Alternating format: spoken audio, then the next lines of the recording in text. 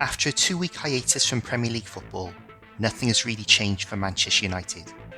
Another fortuitous comeback against another side who has schooled them in the subtle nuances of the game with an inferior hand.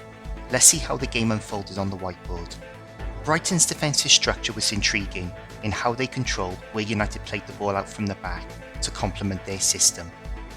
There was no high press from Brighton, who let United centre-backs have the ball. Trossard stepped up the pitch in between Mopé and Welbeck to cut off the entry point into midfield from United centre-backs.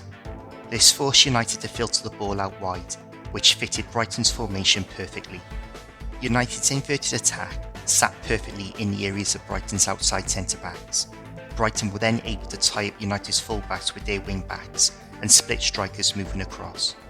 Despite the space between the outside centre-backs and the wing-backs, which is always present in this formation, United struggled to get on the outside of Brighton to exploit this space. In this screenshot, Welbeck, Trossard and Mopé are around the width of the centre circle to cut off the entry point into midfield. Maguire plays the ball out to Shaw, and you can see how Brighton are controlling United from this position. Rashford is in field in White's right centre-back area. Gross engages Shaw, with Mopé also coming across from his split centre-forward position to prevent United's progression down the flank. United had the better of the possession stats, but Brighton had a greater fluency in their game, especially in the first half.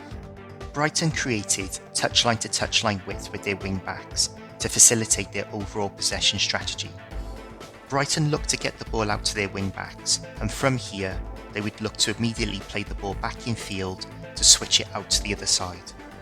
This constant switching was pulling United's defensive structure from side to side, which eventually opened up space centrally for Brighton to play through United's lines.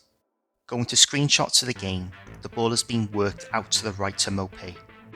From here, you can see how this has pulled United's 2 centre-backs and 3 midfield players across into that half of the pitch. The ball is switched out to Moda, and you can see how United's centre-backs and midfield are having to work to get across to cover the switch.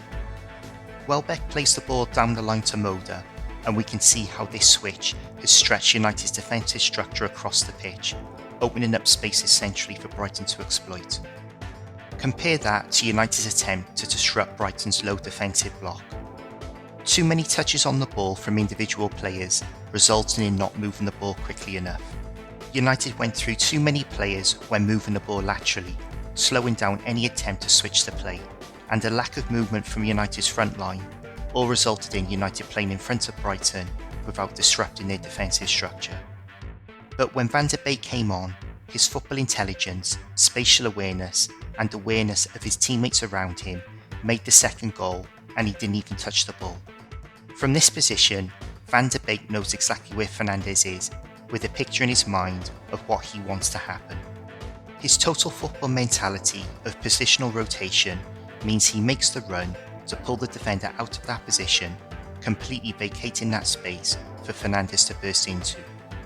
An argument can be made that White shouldn't have gone that far up with Van der Beek, but Van der Beek's movement challenges White and forces him to make a decision. He decides to go with him, which opened up the space for Fernandes, and a great ball from Shaw gets United in behind Brighton's defensive line.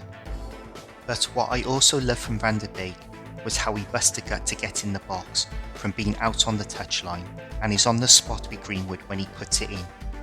The Devils' verdict is, despite Brighton missing 3 starters and in a relegation battle, their methodology in executing their formation and their patterns to play with the ball were far superior to United, especially in the first half. United's ponderous play with the ball is down to a complete lack of quality coaching. United lack any semblance of attacking patterns of play, which is why United's attacking play is so slow, because the players don't know what they are trying to achieve in the attacking third.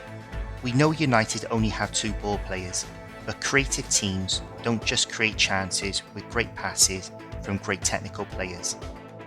They create chances through the positioning of players, movement off the ball, and moving the ball quickly into predefined areas to challenge the defensive formation of their opposition.